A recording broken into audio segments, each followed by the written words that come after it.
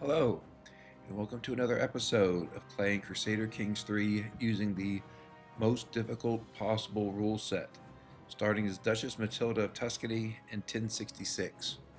We're quite advanced in the game now, playing as Duchess Matilda's great grandson. See, here we are, the Augustus of the Roman Empire, so we hold that hegemon title. I've talked before about usually I stop playing when I am undisputably the most powerful ruler in the world. Here, continuing playing in part because, at least arguably, the song may be stronger than I am. So they have a larger military at the moment that's bolstered by mercenaries. They have more treasury, a lot more gold. They're led by a scourge conqueror who is quite young. So we'll sort of see how things pan out. We're currently attending a grand wedding, but I want to start by doing a bit of micromanagement on my administrative government. And I'll talk about what I'm doing and then why I'm doing it. The what here is I want to take any unassigned provinces and change them in order of what I want them to be. First naval. If naval is not available, then frontier. If frontier is not available, then civilian. In some, it just doesn't let you change. I don't know why. But why am I doing that? So my plan over the long term is to see about changing our religion to something more suitable to our preferences, and in particular, a religion that would allow me to have my capital in Byzantium and have Constantinople, the Hagia Sophia, activated. So what does that have to do with what I'm doing now? Part of playing on the hardest possible rule set is that we are playing with very expensive legends that spread very slowly, and also fewer of them are available. And so to support a legend, it's going to cost several hundred gold a month. And so we really need as much income as we can get. And one way to do that is to really sort of micromanage our provinces here to maximize their gold income, and while at the same time giving them some flexibility in terms of conquest. So the reason I have picked the particular order that I'm using is naval is very strong combination of both conquest and economics. You get see here, you get development bonus, and then you get various military bonuses. They also get a duchy level casus belli, and the AI administrative vassals are surprisingly effective at using that. Even if you don't do much on your own, if you're an administrative ruler with a relatively powerful realm, if you just sit around, your vassals will actually conquer quite a bit for you, so long as you let them be either naval or frontier. So frontier is more military oriented. It has fewer benefits than naval. Take a look here. But you see you actually lose a bit of taxes there. But frontier also has that duchy level casus belli, so they can go conquer duchies for you. Again, very useful. And then civilian I use as the backup because, again, I do want to get as much gold as I can here and use that for getting a new legend that will help me support a new religion. You might say, well, how does a new legend feature into wanting to change religion? So when we change religion, we are going to upset the peasants throughout our realm. And one of the easiest ways now for me to throw the game would be to change my religion, which would result in these massive peasant uprisings that I would have a lot of difficulty handling. They could very well destroy the entire realm. To avoid that, we need a way to change the religion of all those provinces, or most of them at least, as quickly as possible. One way to do that is under Christianity, we will have the mend the schism decision. Right. Mend the Great Schism. Here you can see there are a couple things we would need to comply with. We need to be max level devotion. We need to have Antiochia and Alexandria under the rule of our religion, which would not be Catholicism, again, because we'd be changing that. But whatever religion we create, we need to be under that rule. Then we could take that decision. That would change much of our realm into whatever our new Christian religion is. And then if we have a max level legend, holy legend, we'd be able to take the decision to evangelize to the realm, which that would further change many of the counties to our religion. And our hope is between those two things, we would change enough of the religion of our counties such that our peasants would not immediately decide to have an uprising against us.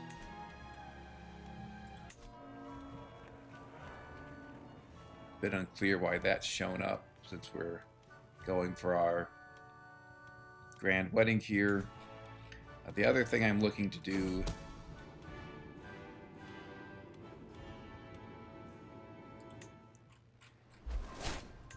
is to get Constantinople here. I do wonder if I can just take it. Let's take a look. No. One thing you can try if your vassals won't give you land, and again, because we're playing the hardest possible rule set, we are playing on very hard difficulty, which makes vassals far less likely to let their titles be revoked.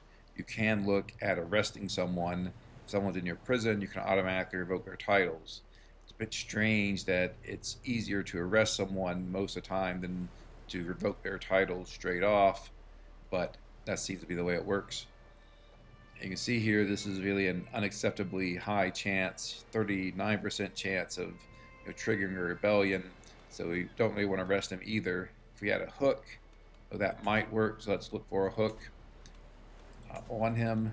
The other thing that I am going to be doing is, a bit surprisingly, even though we formed the Roman Empire, the Byzantine Empire still exists.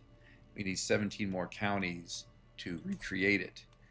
And I believe if I recreate it, I will get a decision to reclaim Constantinople, which will just automatically give me that county. And then later in the game, as we go forward, I can change my religion to make Constantinople a holy site. It's not under the Christian religion, strangely enough. And once it's a holy site, I get the benefits of the Hagia Sophia building, which are very powerful. As well as, Theodosian walls work as well, even without changing our religion.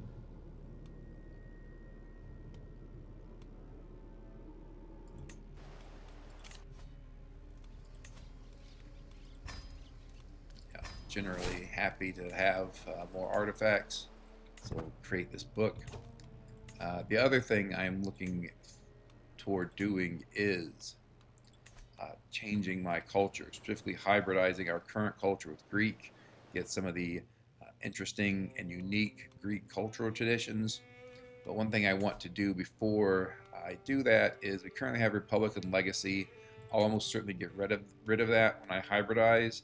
That does give us access to pike columns, and just so I have it in case I want it, I want to research pike columns, so looking at 9 years there, so I can get this technology, potentially recruit these better spearmen before I hybridize and get rid of get rid of Republican legacy and get rid of the ability to research that tech for the better spearmen.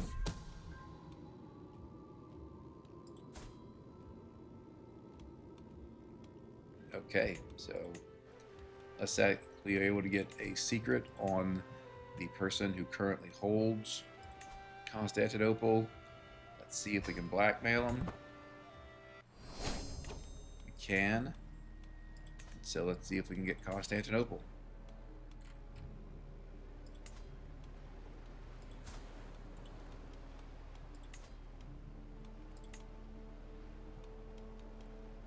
So even with a hook, we can't get it directly, but I'm guessing we will be able to imprison him with a hook. Let's check. Jeez. Even that's not a guarantee.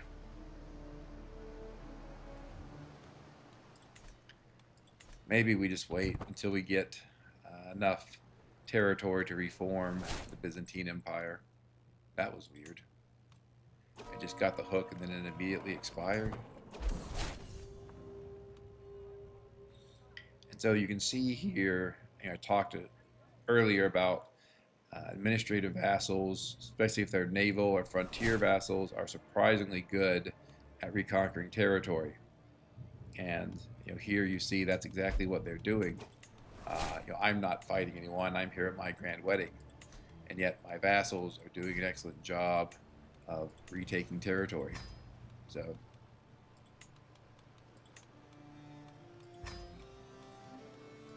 I know so the micromanagement administrative vassals can be tedious. Certainly appreciate that.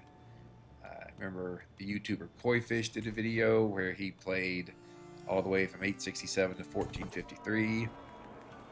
I think he was managing some large empire, and it was administrative, and I'm sure part of it was just an act, but he at least pretended to be that he was all stressed out and annoyed with all the sort of micromanagement he was having to do with an administrative empire, and so he abandoned it. And I did a heroic adventure to go somewhere else, and it can be tedious at points, but if you're looking really to maximize your power, then you do need to pay attention to what your vassal obligations are when you are the administrative ruler. So here we want to get absolute control for the domain limit. Then we'll go down the strategist tree and then come over here and at least get the perks that increase our advantage and efficiency of our knights.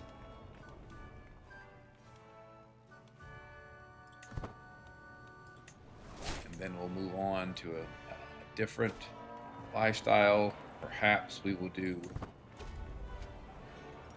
learning for the scholarship tree yet again, in particular to get sanctioned loopholes. When we change our religion, we'll change it in a way to make us hostile to even other Christian religions. So we would be able to use holy wars against them. When we change our culture, we'll do it in such a way that we can get by the sword, which obviously is very powerful for conquest. So here, for diplomacy, talked before, either go thoughtful, the conservative route, which gives us one of the best vassal management perks in the game, or we can go down to groom to rule. I think we'll try to get groom to rule. I'm hoping I won't need thoughtful anymore. When my character first took over on his succession, there were some significant vassal problems, but I'm thinking that those are probably behind us. I could be wrong.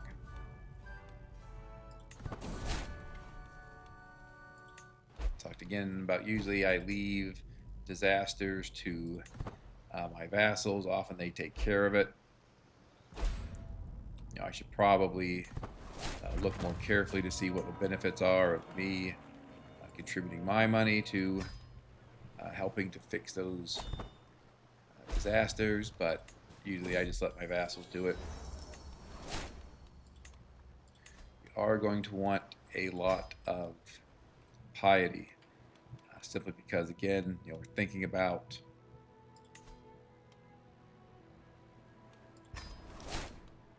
creating an entire new religion. So that's something we want to keep an eye on.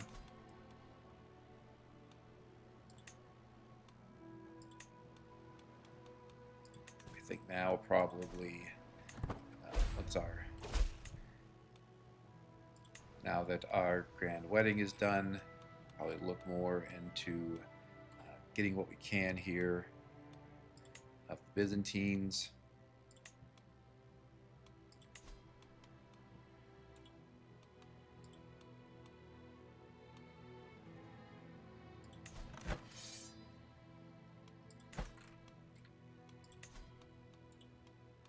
So we want to get more of there. So this is something we talked about last episode. I'm not sure we're supposed to have this Roman invasion of empire, casus belli. I think maybe it's supposed to be restricted when you take a special decision to become Hellenic, try to conquer the world. But the fact is that we have it, so I'm going to use it.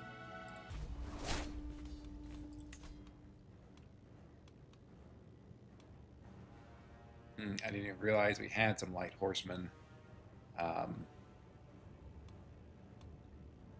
Frankly, don't really want them.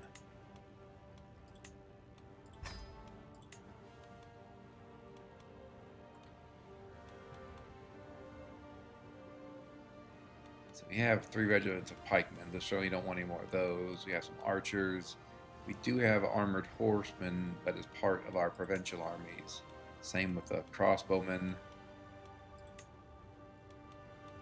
I think let's make a house guard.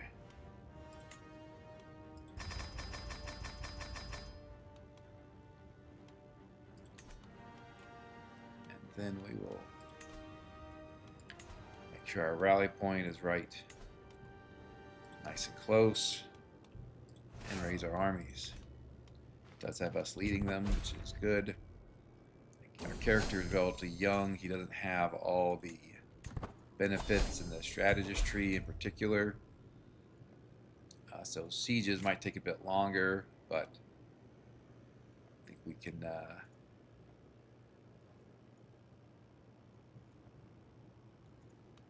deal with all that. Guess we could take this memorial builder. The others seem to have a combination of benefits and penalties, so I don't think I want to do them that much. Always happy to get more renown.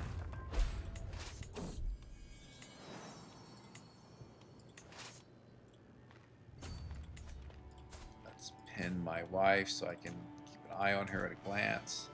Same for myself here.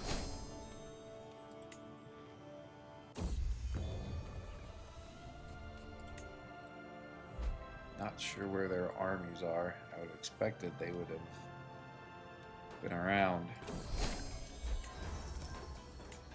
So again, take a little while for sieges. This character has engineered for destruction and sappers. Most sieges would take a month or less, but we're not quite there yet. Also want to look at, good, we will increase our administrative power. Another 10 years, we'll do that again.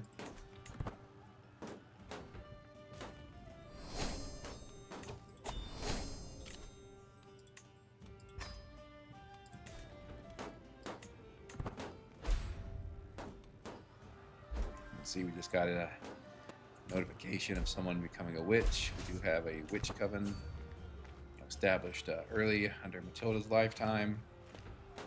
Interesting, that's one of the unique furniture that the Byzantines start with. I'm curious if we have anything really good. In particular, I wonder where Justinian's crown went to.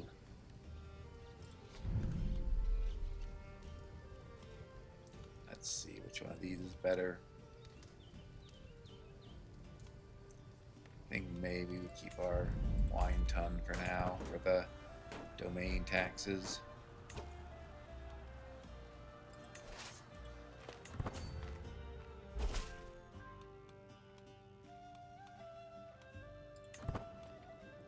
search for secrets anymore for the holder of Constantinople. Again, I'm hoping that what will happen is if I create the Byzantine Empire title, I'll then get a decision to reclaim Constantinople and not have to worry. Okay, he's down here. And not have to worry about trying to take it from my vassal in a way that could risk some sort of adverse event.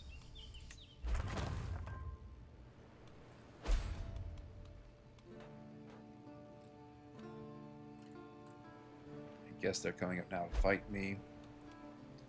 But unfortunately, he grabbed Jerusalem, which is one of my own domain territories. So I'll have to look into restoring control to it.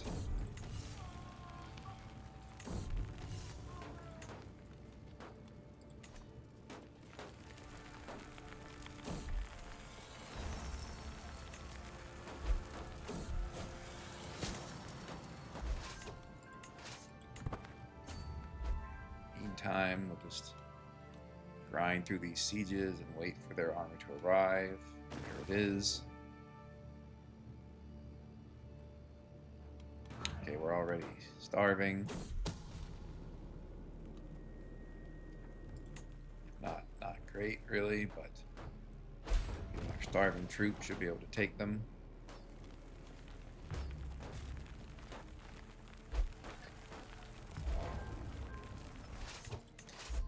One of the best perks is the lust for...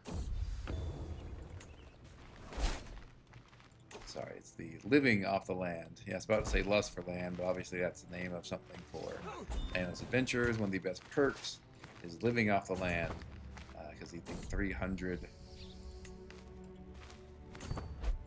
total supply just makes a massive difference in not really having to worry about supply as much. And it's actually quite important, and especially when you're fighting scourge conquerors, if you're able to keep your army together, not have to worry about supply, it gives you a significant advantage in fighting against them. Here, I should be worrying about supply, but instead I think we'll just take some starvation and keep going through these sieges.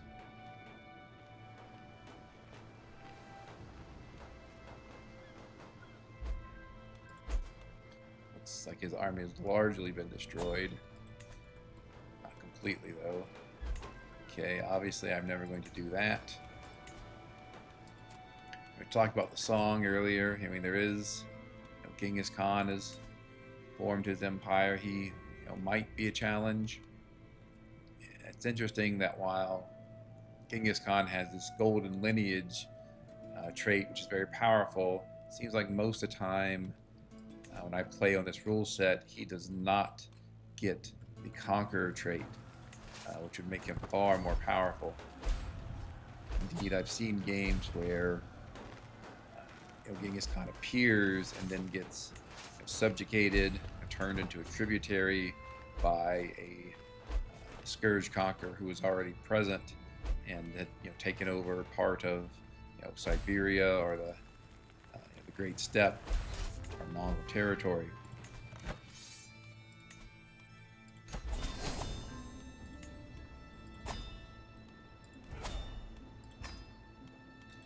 The other thing about the Roman conquest of empire that seems to clean out most of the existing vassals, and so you're then free to hand out territory as you see fit. I talked before, but I like handing out territory to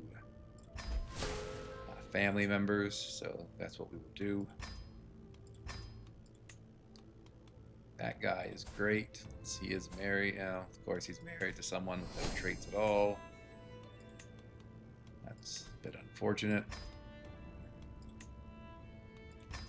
Let's see if we can find someone with at least a 4-star education, the best education available. Not any great ones. I guess we'll go with this guy. Probably have to give away some territories, but that's okay.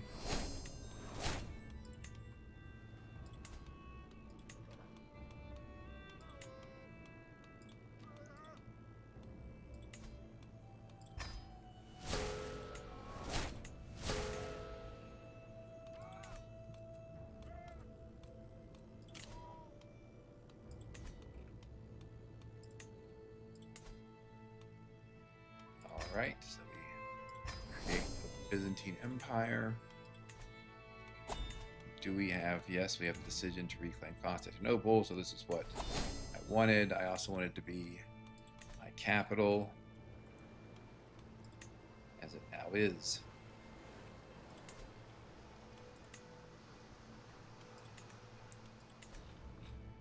This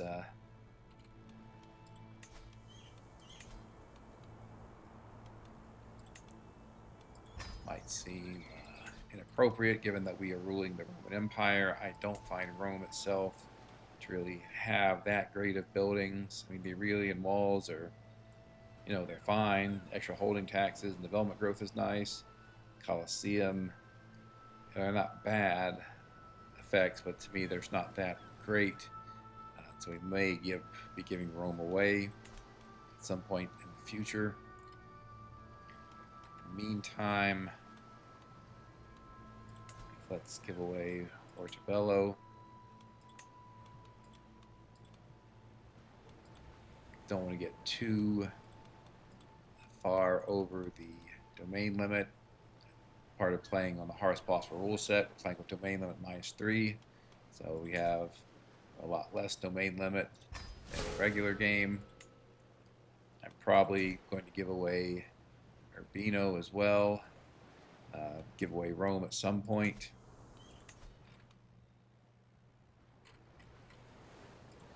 And there may even come a time when I give away Florence, just because I think there are other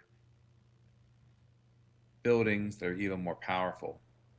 So we talked about reforming our faith. One building I definitely want to get here is Baghdad, House of Wisdom.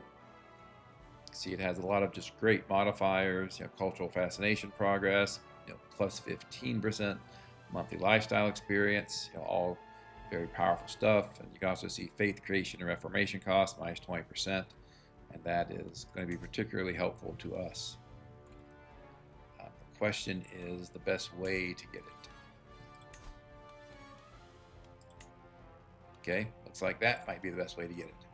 Wow, he has 84,000 troops. He must be a scourge conqueror. No.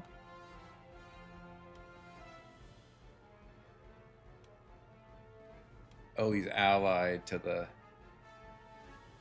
No. How does he have so many troops?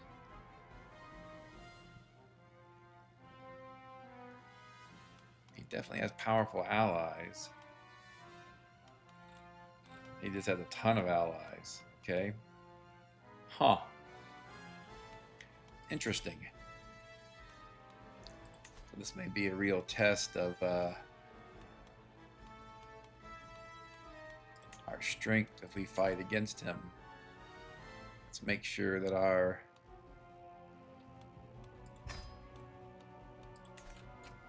we don't need this barony. Okay, so now we're in the domain limit. Let's make sure our troops are stationed. Place our most effective, starting with our strongest troops, which is our retinue vanguard. And again, this is something, depending on the difficulty of game you're playing, you could probably get away with ignoring this. Not really paying too careful of attention where you stationed your troops. But here it is genuinely important that we get our troops in the place where they are going to be the strongest if we're going to fight this guy who is not a scourge conqueror but is very powerful. Surprisingly powerful, frankly.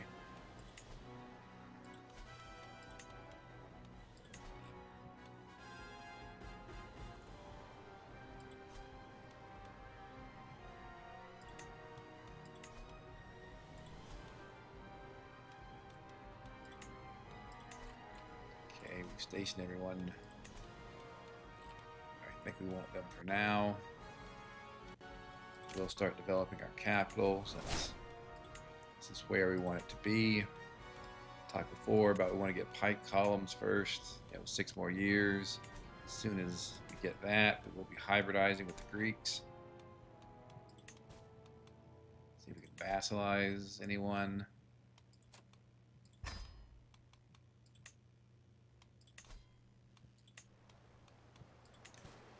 Don't need this duchy.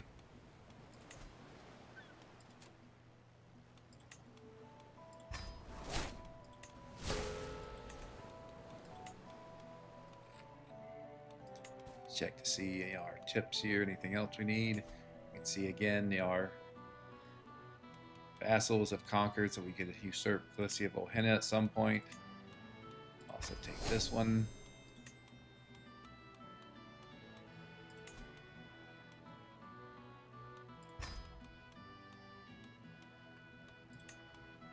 Even get the Kingdom of Darfur.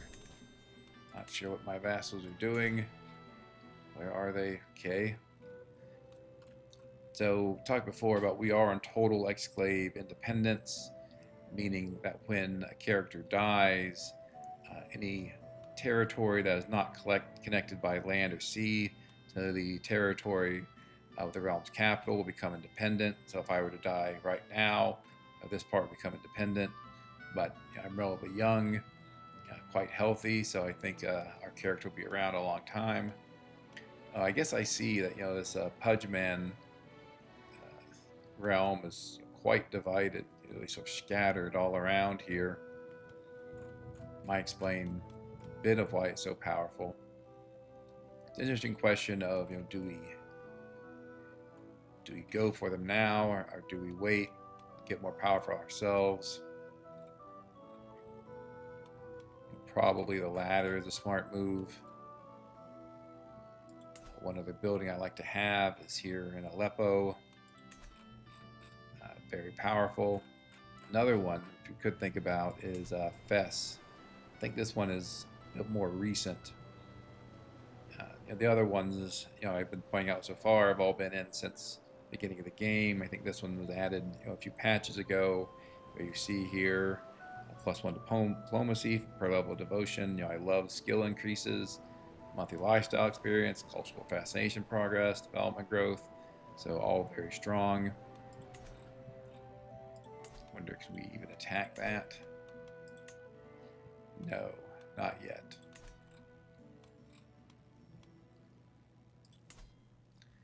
And the other option is to start taking land from Hispania here.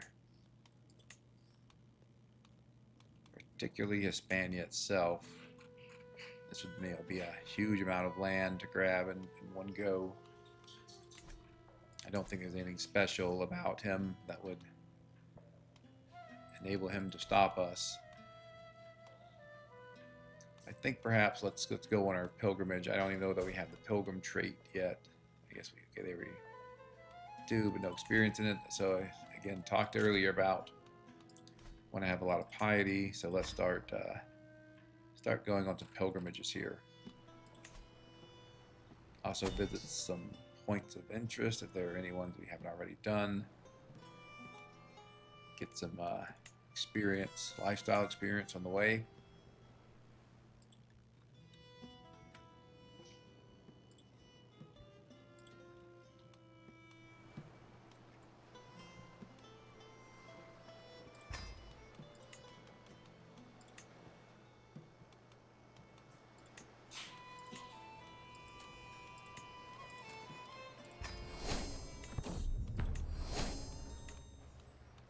Sort of use these pilgrimages to break up these wars, let our troops regenerate, reassemble, try to avoid too much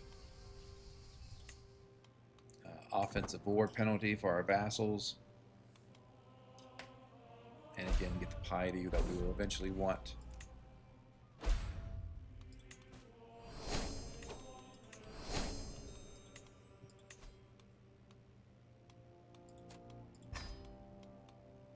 See, we just entered the late Middle Ages. We still want pike columns. After pike columns, probably look at primogeniture and then court officials, which gives domain limit.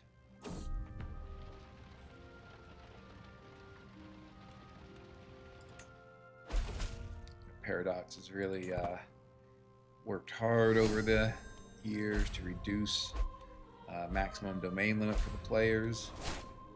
It used to be that every age there was a tech that would give you +1 domain limit, but now it's only in the tribal era and the late Middle Ages where there are techs that increase your domain limit.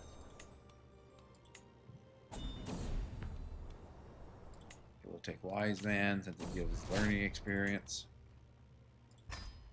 Also some learning skill points. Again, just looking for the options that increase the piousness of our pilgrimage.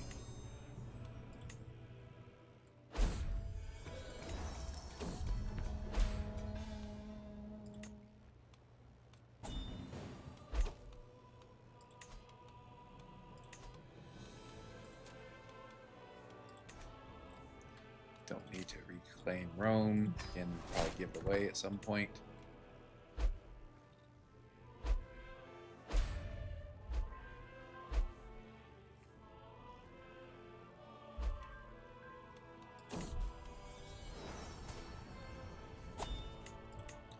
Why is our son dying? He has smallpox.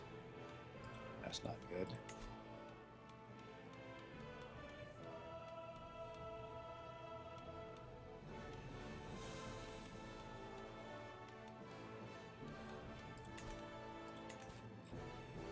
Okay.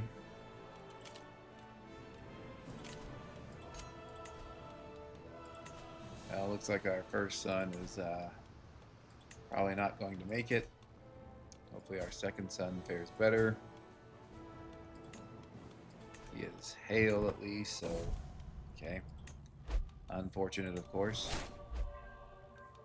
Let's let this smallpox epidemic end. And once that happens, we'll start educating our other son, assuming he survives.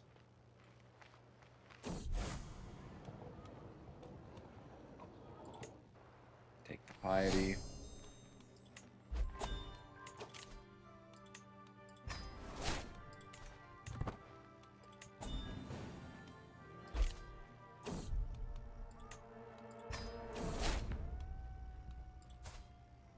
Don't think that guy's worth hiring. Contemplate Ancient Fates for more piety. See, here we are, an exalted warlord ourselves, so we should be going through martial lifestyle quite quickly. Go for scientific here. Speed up our research into more innovations.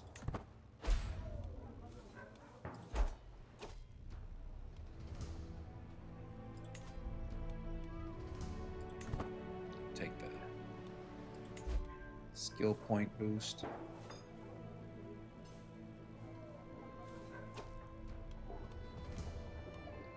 Avoid that stress. Why is it so high? Honest and just. Guess I really don't like indulgences. You know, I don't really care about people getting claims on my kingdoms. They would have to fight me for it, which I don't think they're capable of doing.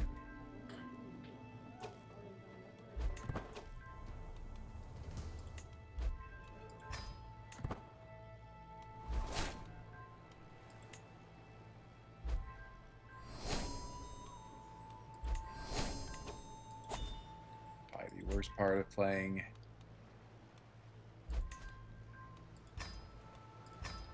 administrative is the notification spam when your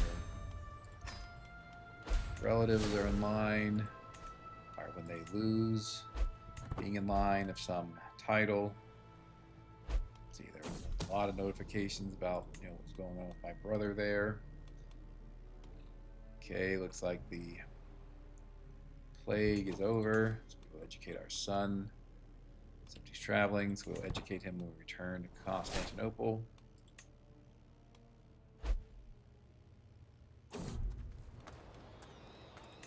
be a good gardener, but we didn't get it.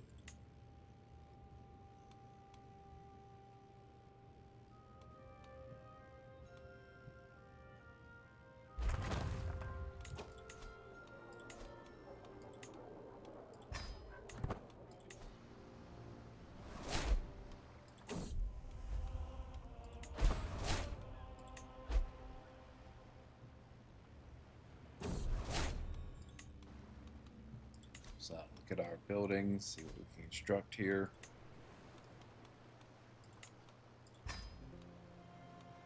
Probably not Rome, because again, we're not likely to hold on to it. And these are all pretty good buildings. See that our monthly income is starting to increase significantly. Now let's educate our son, send him to university. Of course, university prices just increased because we entered the late Middle Ages. We've done that a few months ago. I think it would have only been half, but whatever.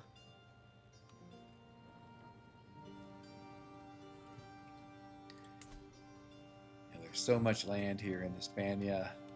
I kind of think I just want to take it.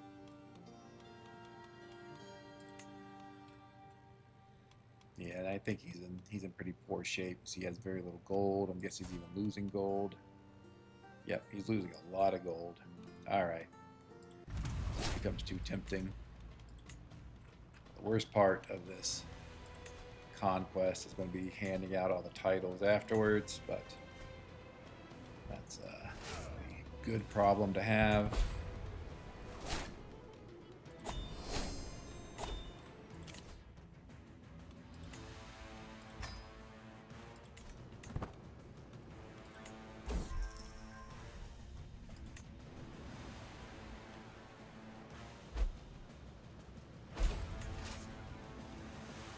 Probably don't need all these levies, but raise them now. Huh. Okay. I guess we'll just make less prestige from now on. Not a huge deal. We do have a ton of prestige. I generally like to hold king level titles and then have all my vassals be dukes or counts. Holding all those king titles does give you a lot of prestige. If I get to the point where I am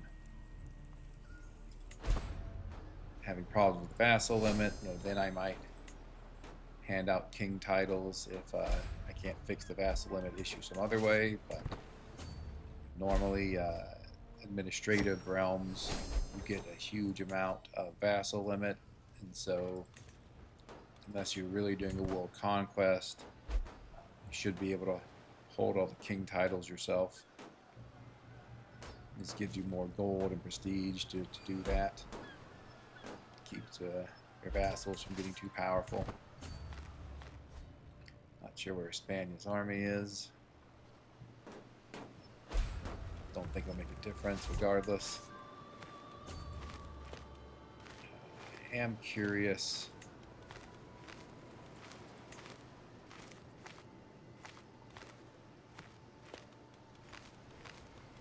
What I'm looking for here is the crown of Justinian to see if it still exists. Throne of Charlemagne.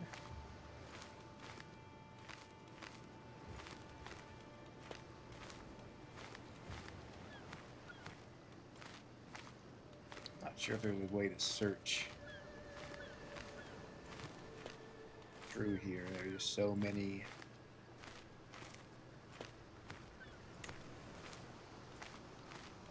artifacts. I'm not seeing it, at least on first glance. Again, looking for Justinian's crown. Yep. One of the only artifacts now, maybe the only artifact that gives domain limit. It's very powerful, but Byzantines were defeated many times, including by me, so it's possible that it has been lost to the ages.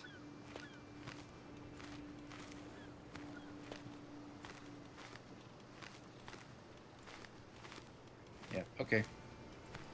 We'll continue on. It would be quite difficult to get it anyway because we have to go down the diplomacy tree quite far and get the perk that allows you to create claims on artifacts.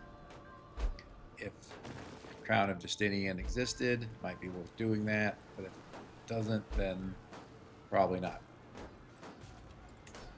Don't think I need anyone else's help in this war, even if it comes cheap.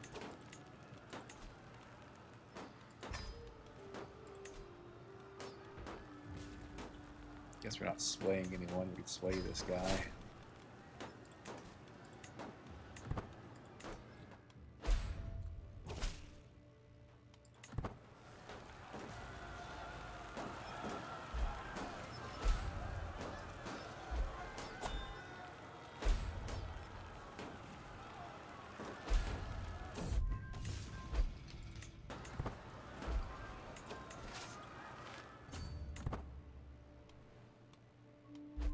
Oh, huh. So they are all on the other side over there. I should probably, to be more specific, Hispania's armies are all to the northwest of Constantinople. They do seem to be starving. Which is, probably good news for me. But it does suggest I should head over there after the siege. It'll be a long sea journey, probably going to have some people starve, but that's life. I do think I'll be able to soundly defeat them. After this siege, I'll have over 50% war score just for my sieges, so hopefully I'll be able to get the other 40% I need from killing them.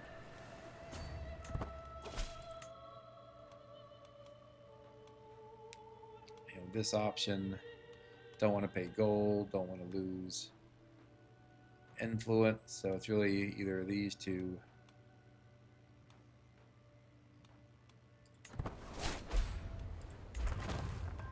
There is a question about if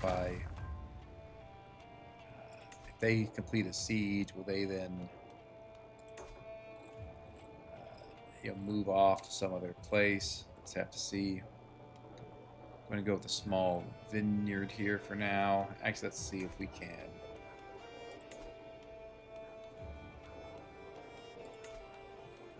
Establish silk production. Not yet. Okay, we will create the vineyard here. This is really just for the influence. You don't need the gold. Well, I mean, I guess it's helpful to have gold, but for our other buildings, we'll probably focus on what we can do to improve our armies and less on gold capacity. If we were a new character, poor character starting out in the Byzantine realm, that would be flipped. We'd be focusing on gold. You saw me do that when our China run, and I early on had my estate really focus on how much gold I can make. Here I obviously have other sources of gold, so not as important. We'll have our estate instead focus on benefiting me militarily and in other ways. I think some of my brothers are competing to be my current successor, and they're just bouncing around all those titles. Is really flooding my notifications. I had thought that Paradox had released a patch at some point that allowed you to control what notifications showed up, but when I tried Googling it, I seemed to have been in error. That no such patch existed. Perhaps it was just wishful thinking on my part. See, I'm getting spam messages from the end of April, and it's now August. Also starting to have an effect on the speed of my game even.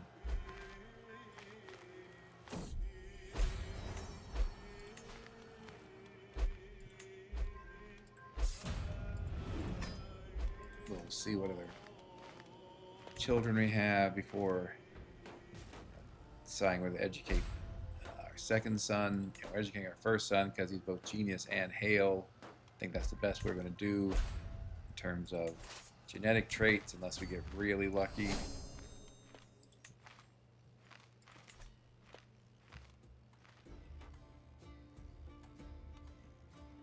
think we should finish this war before they can siege anything down over there, hopefully.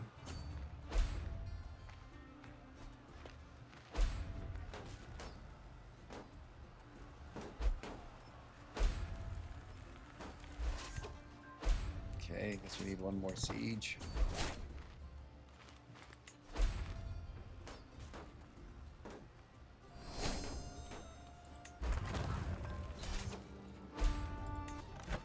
And there we go. So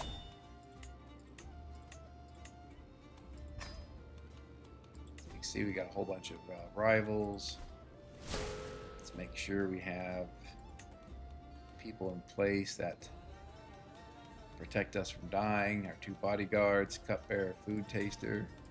Make sure our spy master, so don't disrupt schemes. And then there's a lot of stuff we want to do here. So we got trebuchets, so let's upgrade all of our siege regiments here. Those are all part of our provincial armies at the moment. And then we will be handing out a massive number of titles.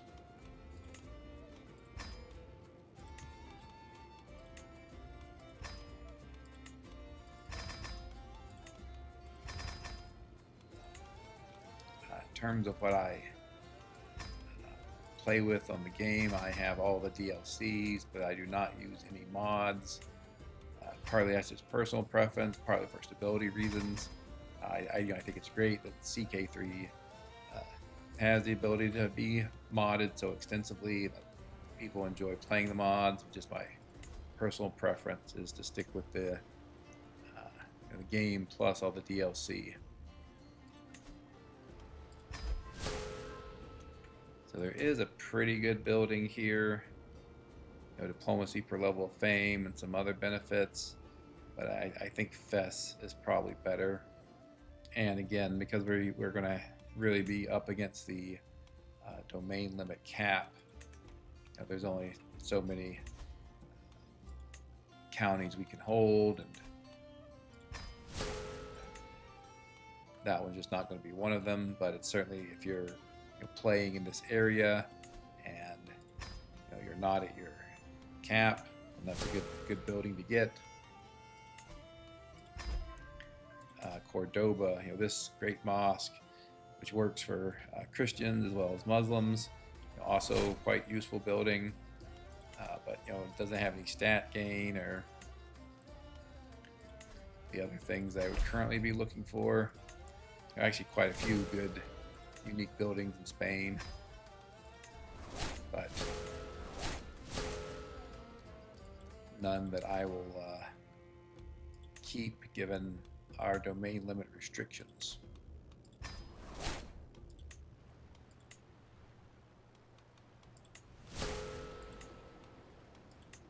Okay, I've now run out of family members, so we will go with Catholics who are part of our heritage, have good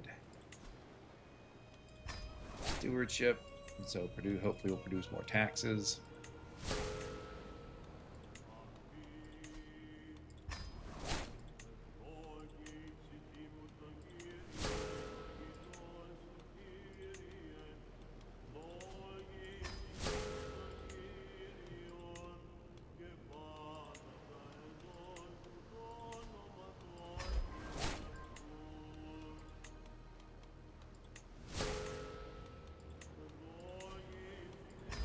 Again here, just increasing our realm power, getting more gold. even more levies helps to some extent.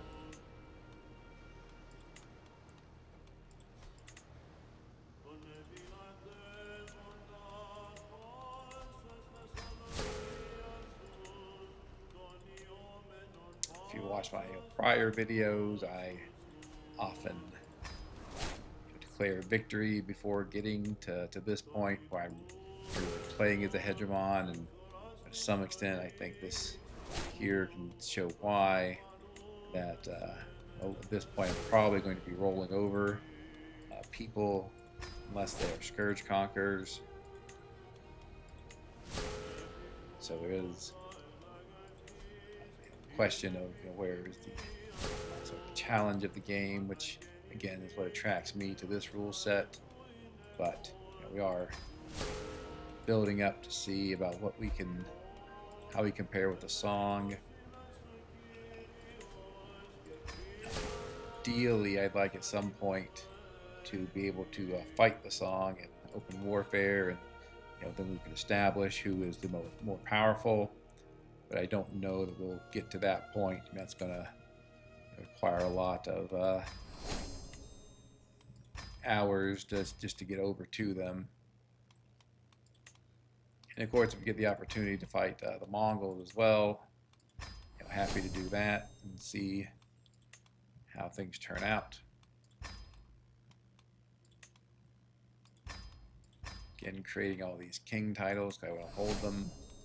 Looks like my vassals have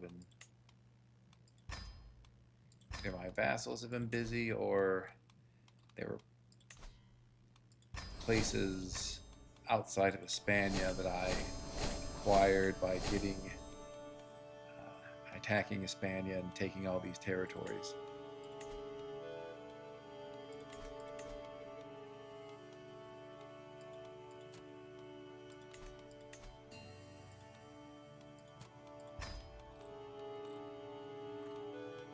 Okay, so we have all the ties one for now. Don't need Majorca.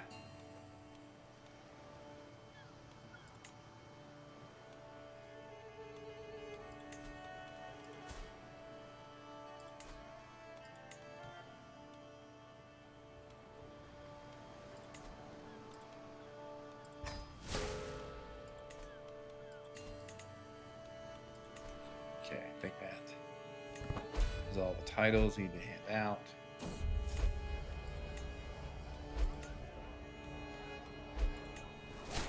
That is quite odd how Guinea ended up ruling Hungary. It's odd enough that I actually want to explore. Okay, Hungary no longer exists. The title, still quite strange. I guess it hasn't existed for a long time. Huh. Okay.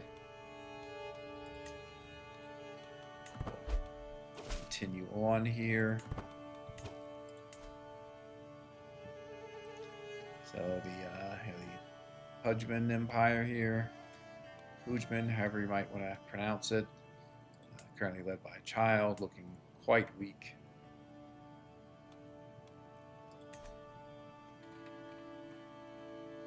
I think let's go on another pilgrimage, and then we will attack them here, get Baghdad.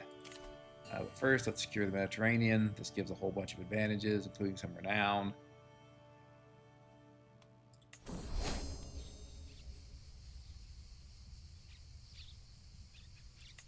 But yep, it gives nice benefits. So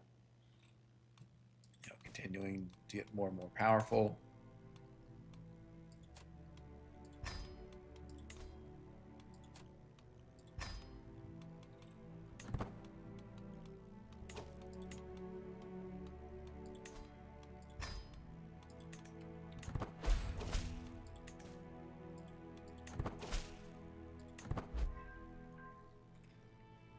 One thing I haven't done much of is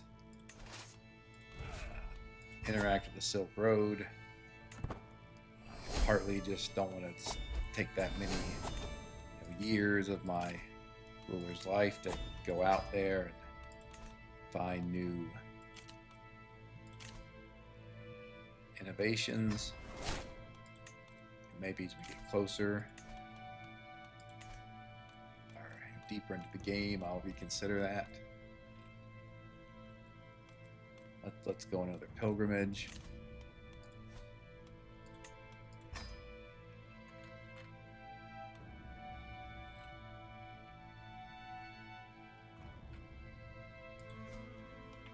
Go to Cologne, which is now far away.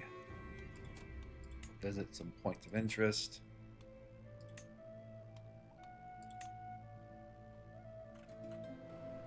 On the way there, there are quite a few, looks like.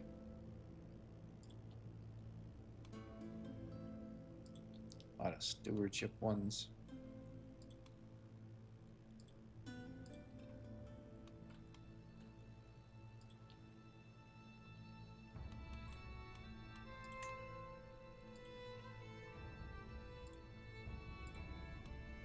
Some good martial experience here.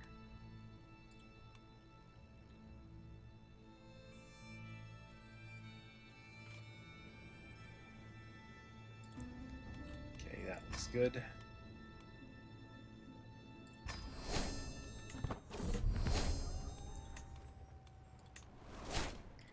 Again, probably the more piety we have, the better. But what I'm really looking for is to have enough to create a new religion, which is going to take quite a large amount. I think it's for the sort of tenets and everything I normally use. The characteristics of religion is probably going to be like 15,000 even with modifiers. So we do want plenty. What you saw earlier is you get pike columns, so I think that means let's hybridize with Greek.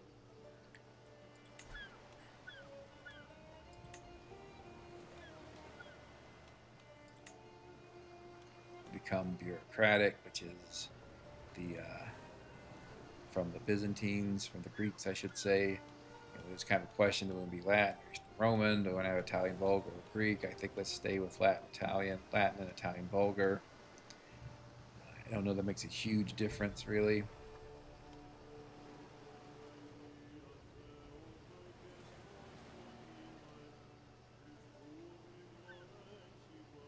Yeah, okay. What does make a huge difference is cultural traditions. So we will unclick all of them. Let's go through and really say, what are the ones that we want. I think, here we can get up to 7. The trade ports is good. I don't know that we essentially need it. We do want all the different Greek men-at-arms. Do want Roman ceremonies.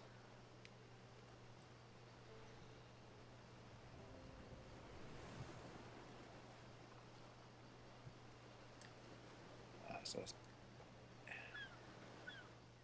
part of playing on the hardest possible difficulty, we've disabled adoptions, which I assume precludes this interaction bottom here.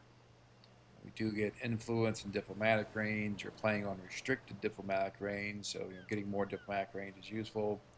Cultural fascination progress is unfortunate. I think let's do it.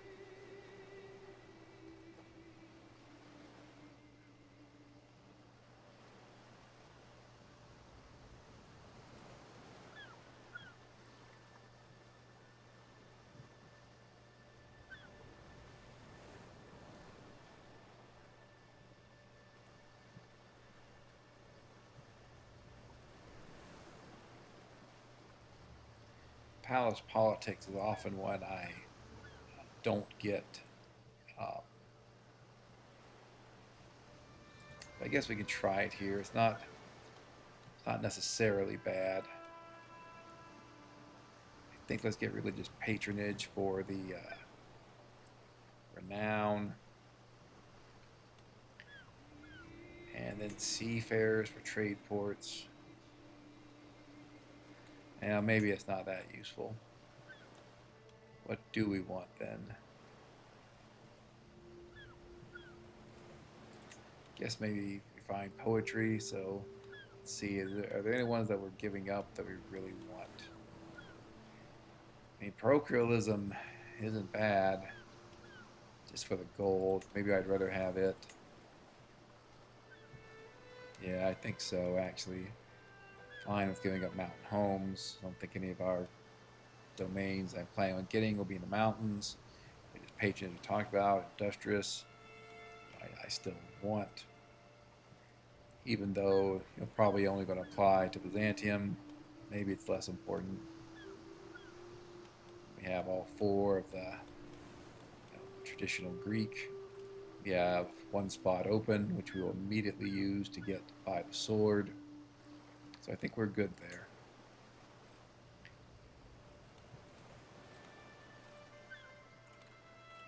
I think this all works here. Just do a double check. Bureaucratic, yes. Traditions. 7 of 8. Yep. All right, let's see how this works.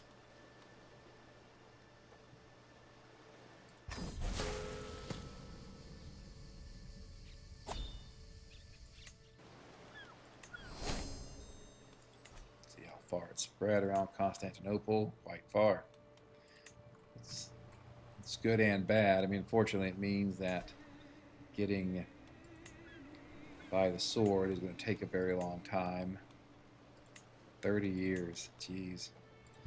Okay, well, nothing to be done about it.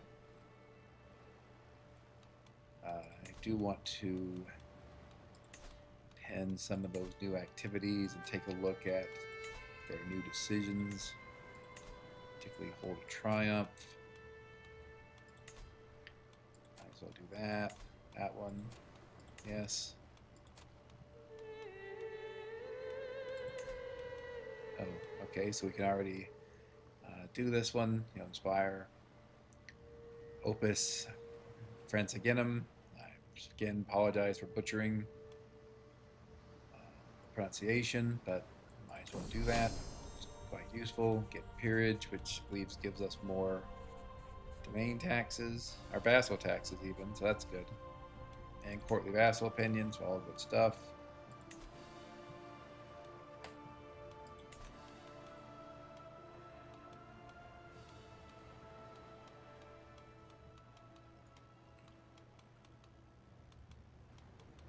Yeah, I think we pinned the other decisions, so we'll look at them as they come up.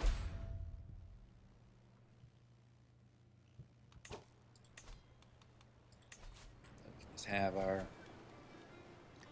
steward work on increasing Constantinople's surprisingly low development. I think, as we have talked about, we've had 2 Black Deaths in this game already. We are playing on unlimited random Black Deaths and Doomsday plagues, so plagues and particularly Black Deaths are going to be far more frequent.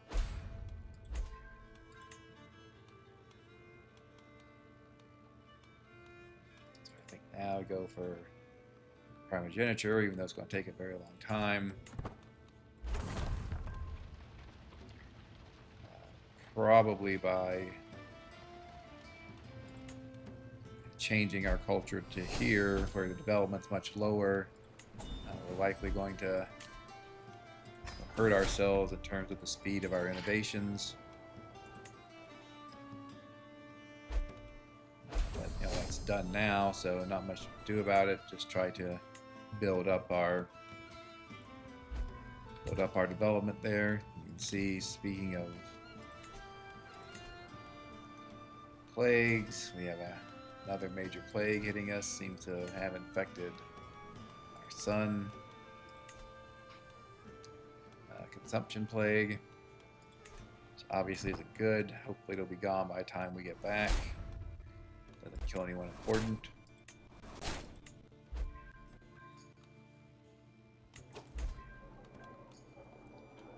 Talked before about consumption is really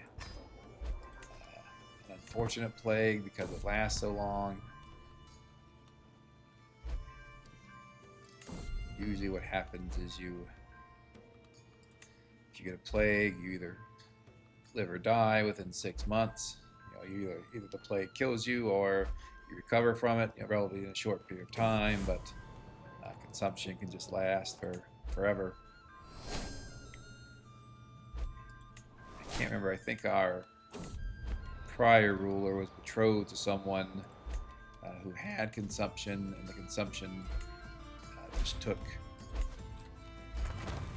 years, like literally like 6 or 7 years before she finally got rid of it. I think we'll just search for all these positions. We have the gold, might as well get some good people in them.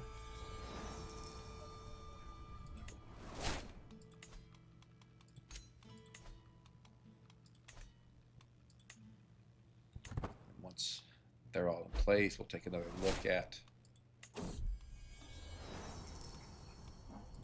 our port positions.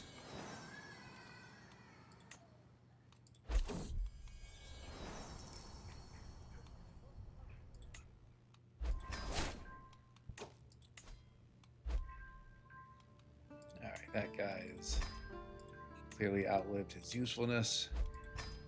And then organized court, tutor is excellent, nurse is excellent, still virtue, educate children, so that's all good. We can replace our high almoner. Probably good to take a break here and let all this spam go by.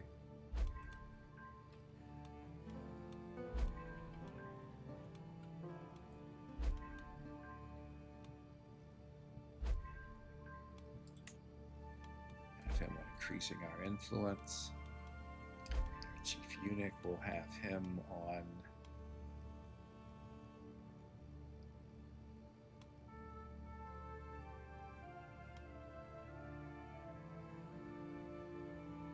fueling the rumor mill to hurt any schemes against us.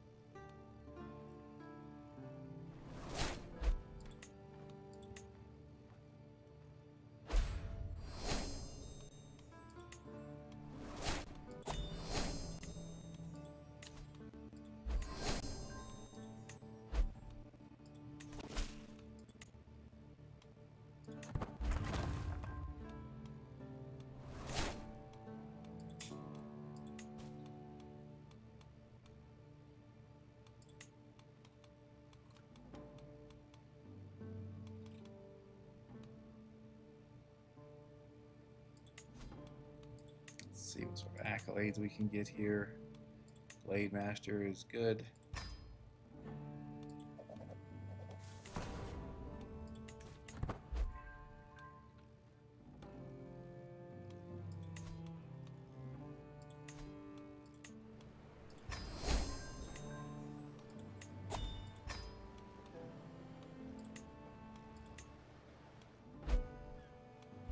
Now we've run out of treasury.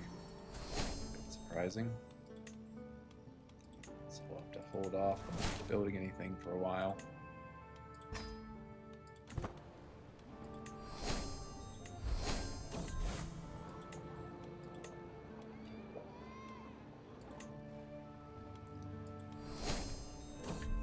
Could donate some of our own gold to the treasury, but not terribly interested in doing that.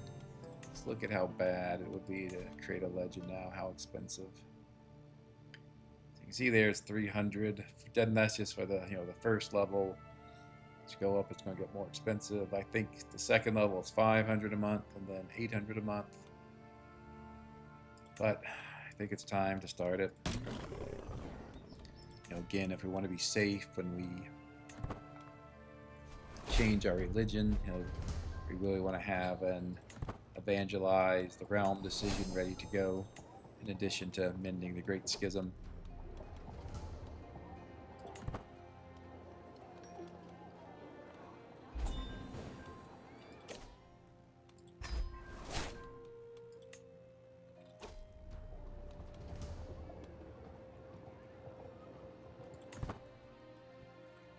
try to increase piety here.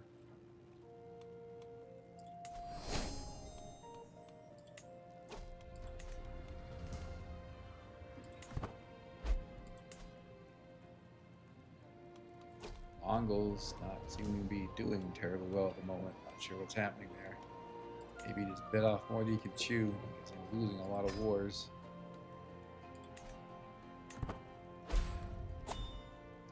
Again, without... I think I had thought normally he was supposed to get the conqueror trait, which here would make him a scourge conqueror, but just often doesn't seem to get it. So here, we have the first 3 in blood, which is really helped with our genetics program. Warfare, we have all 5. Usually I go down here to kin. Studious youth is great. Better education. Close bonds is good, especially since I land lots of my family. And then graceful aging is one of the most powerful dynasty legacies in the game. So we'll do this.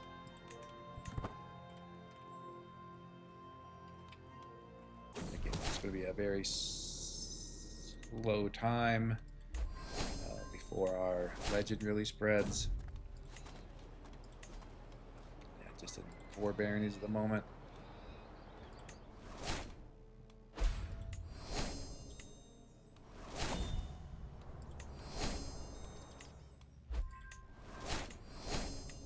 Death of someone whose land I took, and who then became my rival.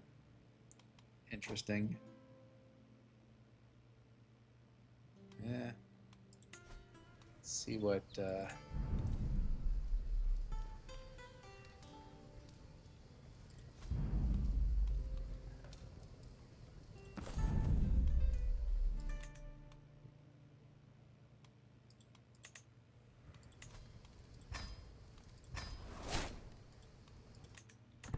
again, happy to sponsor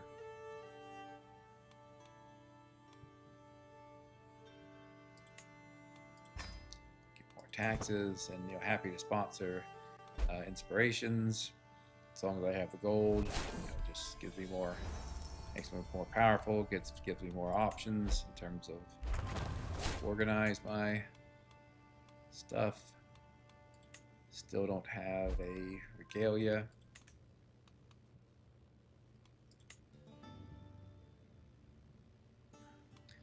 Unfortunately, this.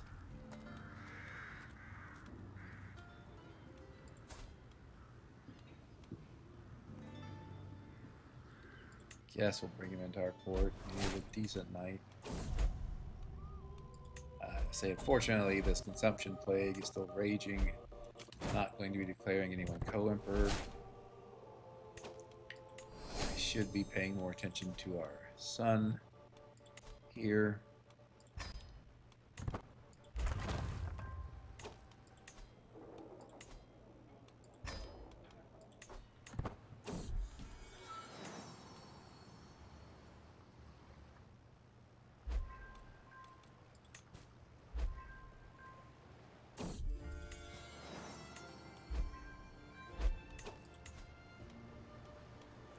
I guess we'll educate this son as well.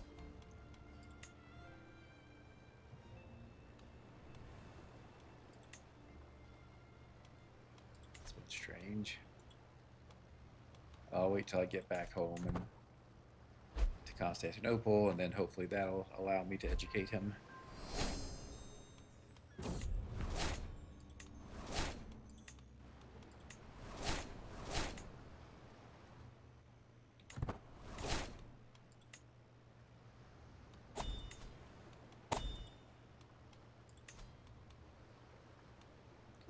Guess maybe I can't educate him because he has consumption. It's the only thing I can think of.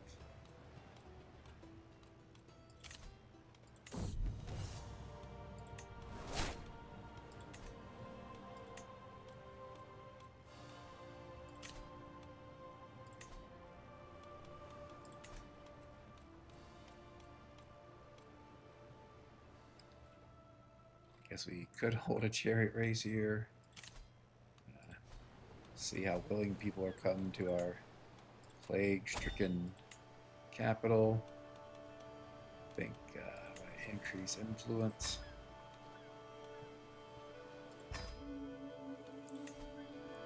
So I saw, can't remember if it was last episode or a couple episodes ago, how important it is to have a lot of influence.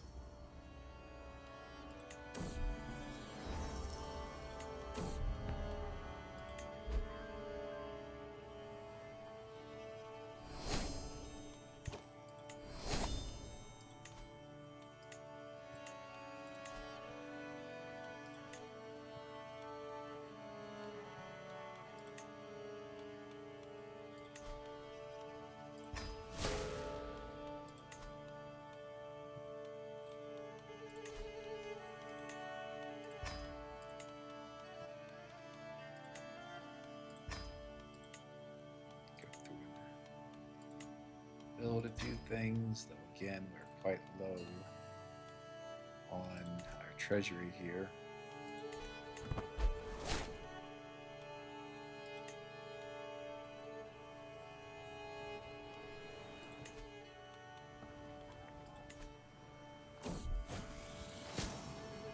It's unfortunate.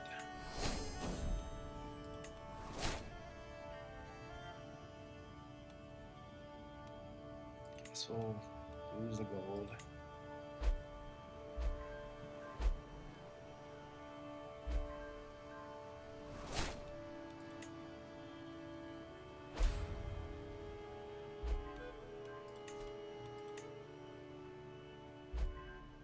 Not too long before we can increase our administrative power again.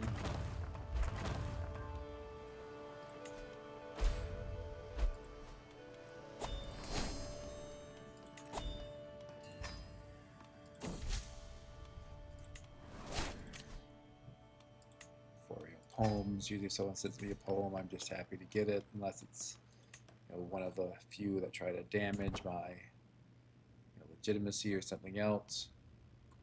But if it's a positive poem, I just accept it.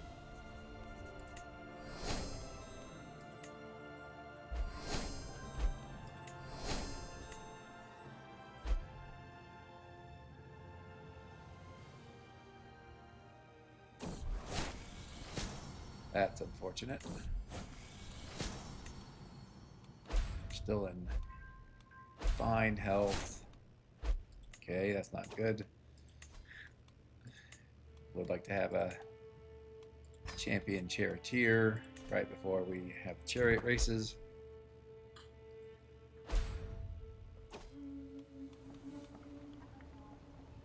So usually I just go with whatever group my champion charioteer is in. So Venatoy. Again, hedge my bets because that's where my champion charioteer is.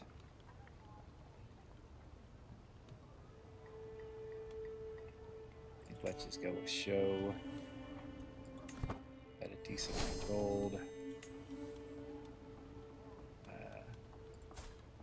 Not terribly interested in laying with this scaly but pretty woman.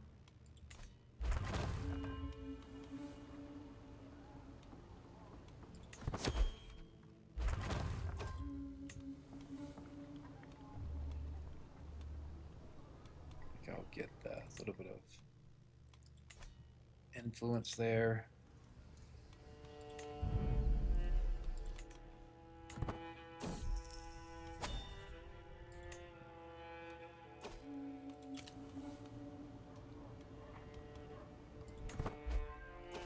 Usually don't strip people of their positions. Again, we just go with the more positive option and get the influence, which is good.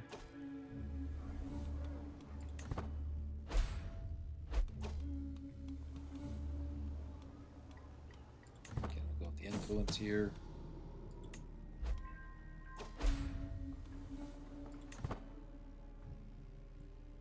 So now that we have consumption, we won't be able to participate in activities, so we're going to be limited to warfare, at least for a while.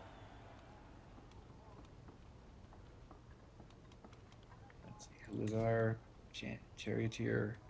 Archaeid, something like that. Not even anywhere on the list. Okay.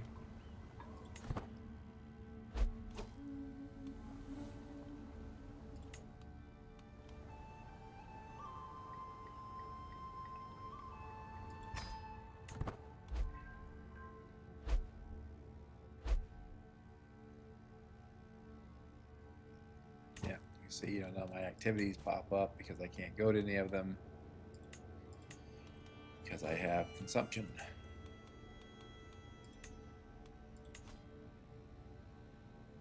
My vassals continue their onslaught. Again, it's quite surprising how well administrative vassals do in conquering territory, especially because the way Paradox describes them. Administrative government and vassals are meant to be more passive, but they are not. They are quite aggressive. Speaking of being aggressive, I think it is time to attack Pudgeman here. Yeah. See if we can take Mesopotamia or Persian Empire.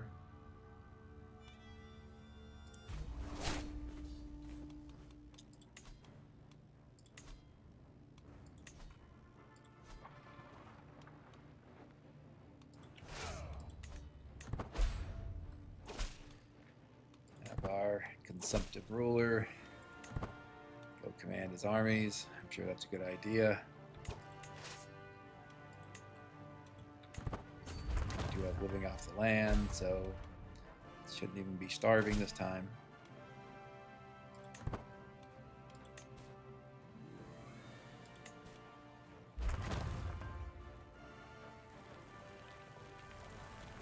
So you see there are titles I can create and usurp. Given the relative youth of this character, I should probably do that. If my character were older, and sometimes what I do is leave some of those opportunities to create or usurp tiles alone, and then when I have someone new come to the throne, I'll have them create a bunch of those titles, and the reason why is to get their prestige and level of fame up, which affects vassal opinion of them. So we lost someone who's occupying a whole bunch of positions that we now need to fill.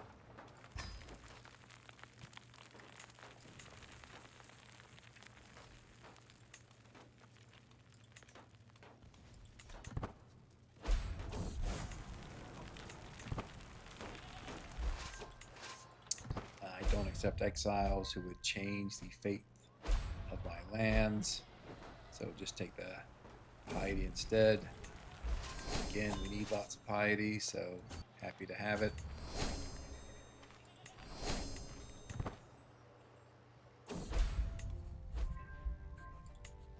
So my wife has recovered from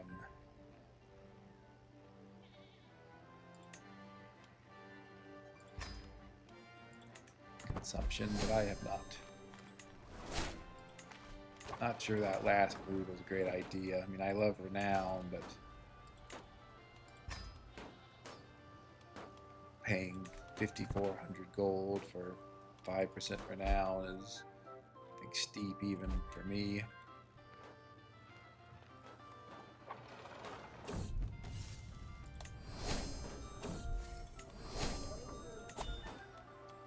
Usually I will form friendships with people that are trying to be friends with me. You do get some benefits from friendships, so especially if it's my vassals, because that prevents them from forming factions against me or joining factions against me. The downside is the stress when your friends die. So if someone very old is trying to become my friend, I'll sometimes pass on that because they don't really want the stress from his or her imminent demise. Okay, how bad is this going to be?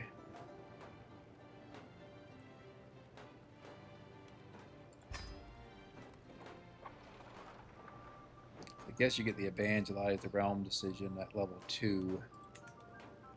Let's see, we're paying 450 gold a month, which is unfortunately more than our net income.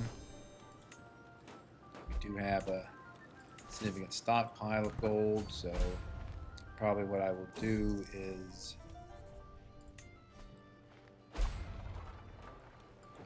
as soon as I can increase the legend to mythical, pay the gold to make it mythical, and then immediately complete it, assuming it's been around long enough to be completed. And then we will just hang on to the evangelize the realm decision until we change our religion.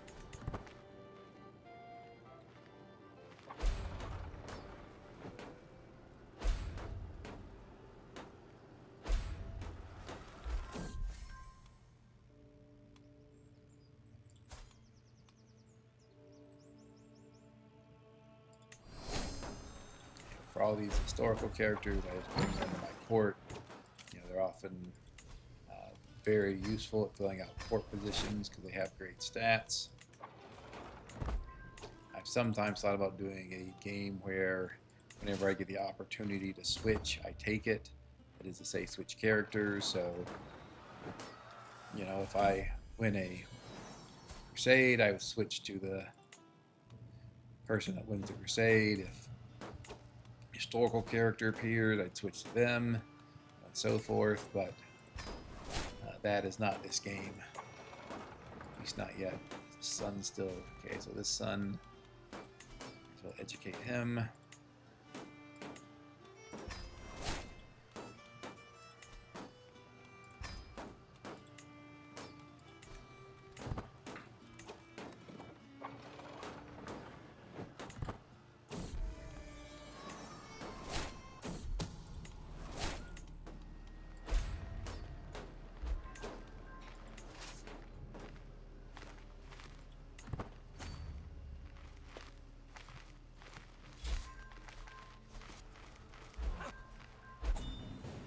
Fortunate for those armies, they were in the wrong place at the wrong time.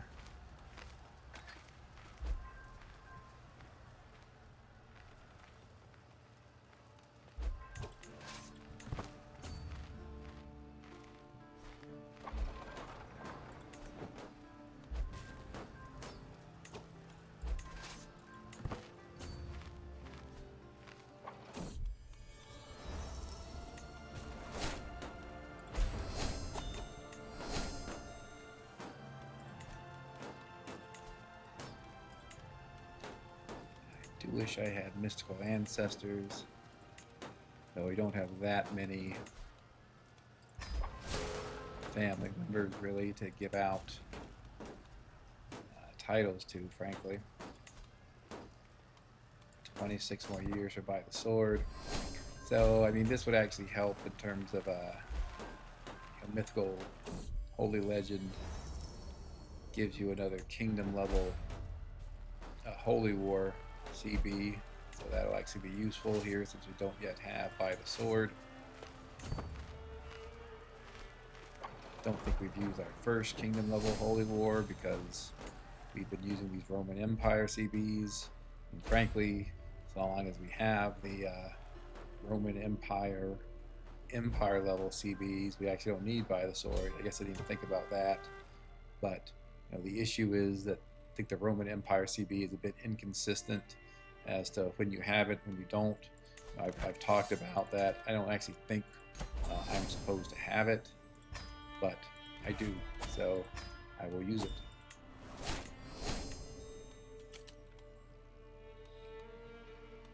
So I think we're closing on the end of this episode. What I will do here is some of the sort of detailed or micromanaging work of handing out all of these titles. I don't want to hand them to lowborns. So again, I want to keep the county of Baghdad. That's why we conquered this, so we'll hold off on that duchy for a minute. Here I want someone with a 4-star education if I can find anyone, just because there's so many counties in there, so the Duke can hold as many counties as possible.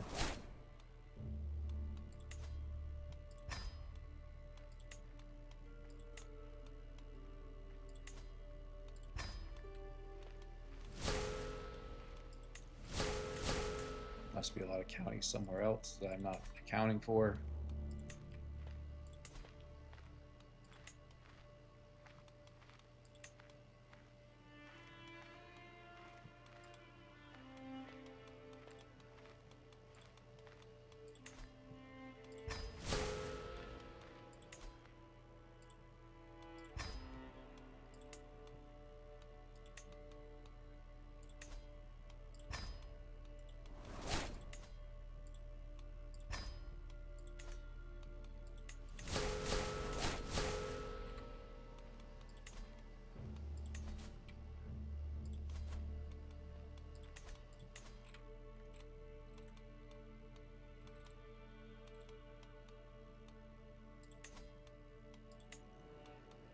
Okay, looks like for whatever reason conquering that.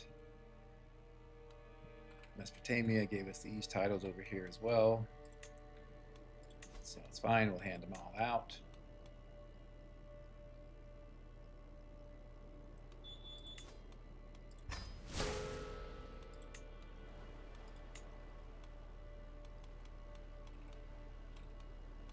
I think maybe if there's a good martial character.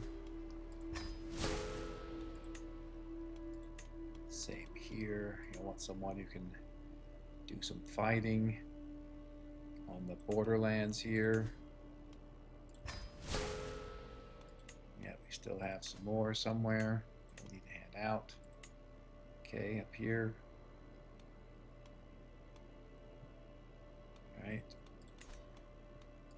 Can't usurp it, so we'll just hand out the counties individually.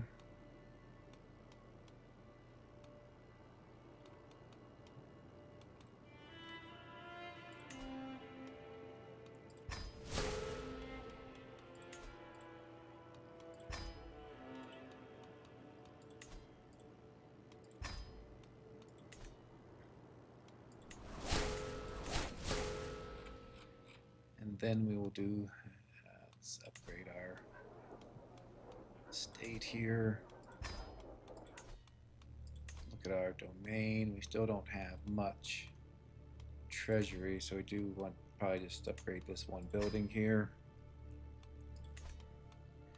I do want to take another look at our provinces and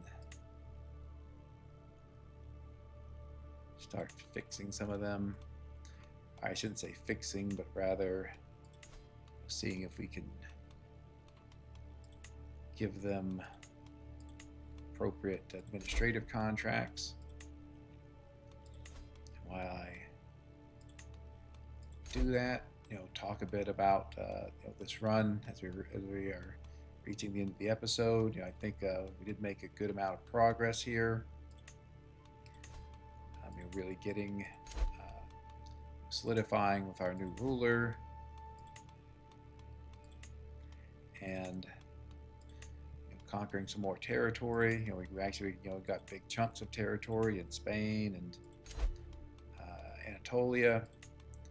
So overall, I think everything is going well here. Not sure how many more episodes I'll be playing. Again, the win condition I follow is, am I the most powerful ruler in all the world? Frankly, I think I am, sort of regardless of what the game might say. I just don't know that anyone would be able to stand against me. If I fought China, I think I would beat them quite easily. But we'll be doing at least one more episode, possibly more. I sort of would like to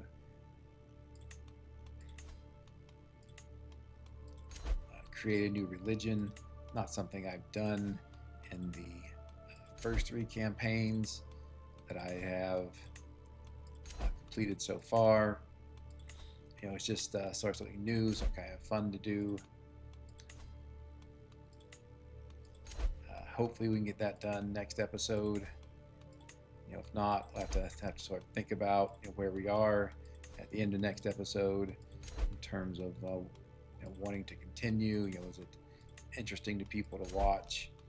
I do think here you used to sort of get to see what it looks like when I manage a huge realm, playing on this hardest possible difficulty level. Frankly, it's probably not that different than what I would do on a normal game. Really most of the challenge here comes earlier. At this point, I built up my armies such that I believe I would be able to beat any Scourge Conqueror. And you can see that it's been a while since any Scourge Conquerors have tried to attack me, or anyone else for that matter. My guess is that they sort of recognize that in terms of military strength, they don't really have much of a chance, and that attacking me is just going to lead to a loss for them, which is quite bad for Scourge Conquerors, as if you're a Scourge Conqueror, you lose 3 wars, then you lose the trait. So you really want to pick your wars carefully.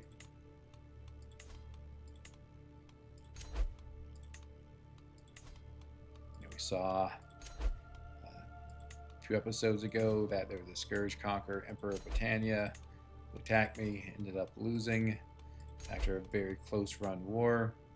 And after he lost to me, very soon afterwards, he ended up losing his Scourge Conqueror trait, either because he'd already lost prior wars, or I sent him so deep into debt from his loss. But either way, that was sort of the end of him as a major power.